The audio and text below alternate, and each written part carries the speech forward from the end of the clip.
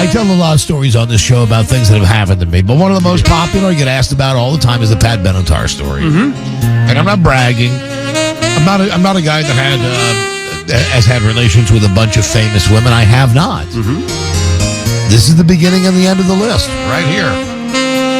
The year is 1979. Yes. I remember all of the details. It is December of 1979, the holiday season.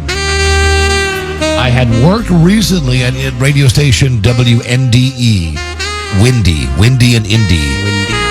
We all got blown out. The whole staff got fired to change the format to country. So I got a job at a new startup in Indianapolis, a new FM that was also changing format, WIKS, KISS 99. Well, as it turns out, this radio station, which was a broke dick radio station, was bought by a company, Heftel Broadcasting, that immediately came in and said, we're going to do the largest cash giveaway in the history of radio. We're going to give away $1 million to one person. It had never been done before.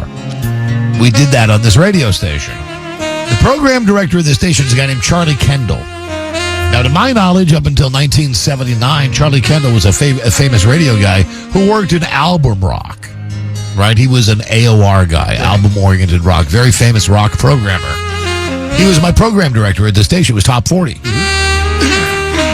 I learned a lot about radio from this guy, Charlie Kendall. I learned a lot about, making things bigger than life. He was instrumental in being, and I was the one that was able to give away the $1 million on this radio station, which was a big deal. Anyway, one of the things Charlie was able to get with his power in the industry was artists to come out and do concerts. Like, before there was such a thing called Jingle Bell, radio stations would do concerts around the holidays. Mm-hmm. This was to the Toys for Tots concert. You didn't have to pay a ticket price. You had to just bring a brand new unwrapped toy to come whatever the medium-sized arena was, and you could see a variety of acts that night. One of the acts was Pat Benatar. The radio station I worked at, KISS 99, we played the crap out of Heartbreaker. There was not a lot of stations that had jumped on that bandwagon at that point. It looked like it might be a mid-chart record at that point, so they were pushing it real hard. She was going out doing these concerts, these radio station concerts, all the time. Anyway, it was at the Circle in Indianapolis. I had her on my show that afternoon. Now, keep in mind, I'm doing a top 40 show, tight, bright, out of sight. I couldn't talk like you do even in this format. Right. Everything had to be like a minute or less. I had her on for an hour. And it was an hour of, honestly, just like winking and smiling and little asides that could be taken in different ways.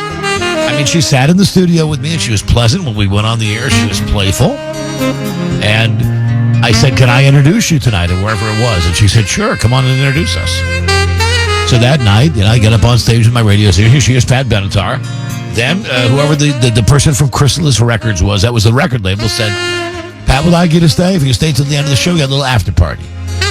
He says, not many people get invited from the radio industry, so that's a good sign. I remember going and telling Charlie Kendall, my boss, he said, hey, I got invited to the after party. He says, get out. I'm not going to the after party. I said, I am. Guess what? I am. Ha-ha. So I went to the party. And there was Pat, young Pat Benatar. Now, myself, in 1979, I'm 21. I'm a super baby DJ.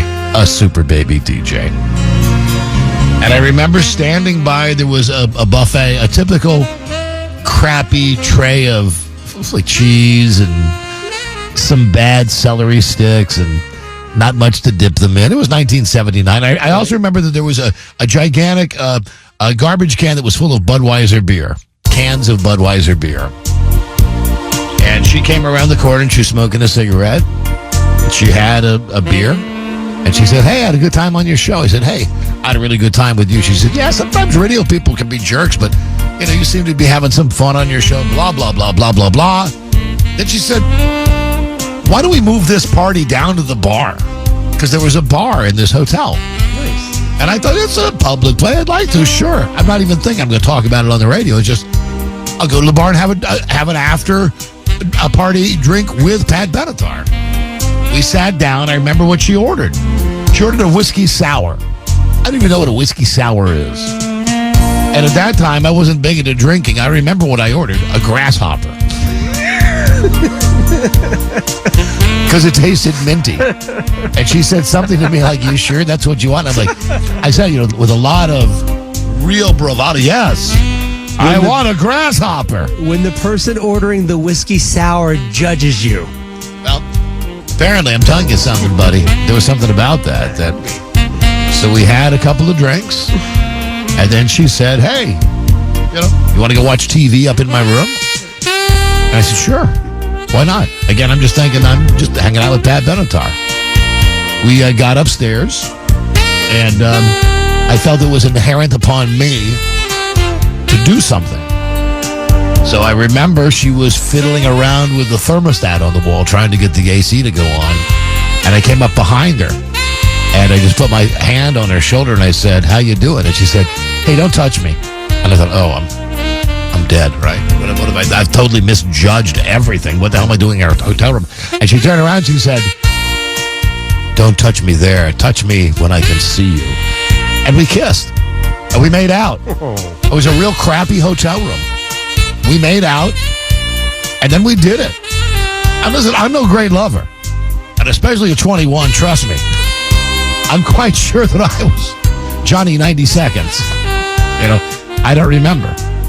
But we got into bed, and we had sex. And she said to me, "Do you have a rubber?" And I, because I was a 21-year-old man, said, "Yes, I do. I had them in my wallet." I remember getting out of bed and getting a rubber. Did your wallet have the rubber impression? Yes, that little circle. Correct. What like the circle like now on the back of my iPhone? Yes. That's exactly it. So I reached in, I pulled out one. Always a tough tuggle to get that thing on, but I did. And, there it was. It was done. And how famous was she at that point? Not at all. The record was barely getting airplay. The record was charting at like number 32. It had gone like from 51 to 40 to 35 to 32. It didn't have much momentum. Anyway, I like to think she wasn't doing it to get the record played. The station was already playing the record. I mean, there was none of that. She just took I thought, a liking to me. And I remember very, no, it was not payola. I remember very distinctly. We were done, and she said, "Okay, I'm going to go to the bathroom." And she went to the bathroom. When she went to the bathroom, she must have cleaned up. She put on, it was like a girl's football jersey. It covered her up all the way down to her knees, okay? She came out like she was ready for bed. Remember, she came out of the bathroom and she said, "What are you still doing here?" And I was like, "What?" She said, "You're not spending the night here. No, our night is over." I said, "Okay, thanks. Bye-bye. Hope I see you again sometime." So anyway, that was it. I'm done with it. Now, since that time, I went on to be from a music radio jock. Now I'm doing talk. And I'm telling this story on the radio. And Pat Benatar is coming to town. I'm on the Don and Mike show on WJFK. They say, "Pat Benatar is coming to town. Do you want to phone her with her?" I'm like, "You bet I do. We're going to get this thing straightened out once and for all." Because, the guys believe me, but, they didn't believe me. Right. They did, but they didn't. You know how that goes. Yeah. And I was doing everything, swearing on my kid's life, and they're like, "Hey, come on, So we get her on the phone, and she's talking about whatever. In my mind, it was a tedious 10-minute interview with Pat Benatar to get to the very end. Say, "Hi, listen, when you were promoting Heartbreaker, you came to Indianapolis, the radio station Kiss 99, for a concert in the Circle. Do you remember that?" She's like, "Maybe, vaguely." I said, "Darling, we had a night of love at the Indianapolis Hilton in the Circle in your room."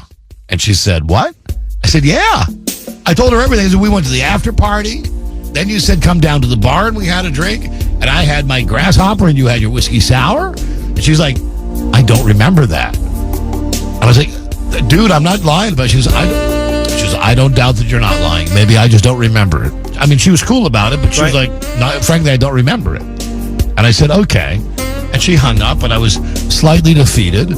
And then Rob Spiewak, one of my producers, came in live on the air and said, "You have a call on line 3. And it was famous Washington progressive disc jockey Surf. Everybody knows Surf, right? Yeah, Chin Chin.